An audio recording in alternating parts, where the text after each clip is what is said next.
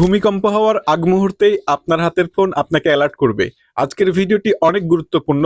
আপনি আপনার ফোনে শুধুমাত্র একটা সেটিংস করবেন, তাহলেই ভূমিকম্প হওয়ার আগেই আপনি বুঝতে পারবেন। এই সেটিংসটা কিভাবে করবেন আমি স্ক্রিন শেয়ার করে দেখানোর চেষ্টা করছি। ইউটিউব থেকে এই ভিডিওটা দেখলে চ্যানেলটি সাবস্ক্রাইব করবেন, ফেসবুক থেকে দেখলে পেজটি ফলো করতে পারেন। চলুন আমি স্ক্রিন শেয়ার করে এক্ষুনি দেখাচ্ছি। আপনার ফোনের সেটিং যে অ্যাপস সেটা আপনি ওপেন করবেন। এইবার আপনাকে যে কাজটি করতে হবে, ওপরে দেখতে পাচ্ছেন সার্চ বার, এটার উপরে ট্যাপ করে দিবেন। এখানে লিখবেন সেফটি অ্যান্ড ইমার্জেন্সি। অলরেডি এখানে দেখতে পাচ্ছেন আমি লিখেছি, এমনকি সার্চও করেছি। আপনারা এই লেখাটি লিখে সার্চ করবেন।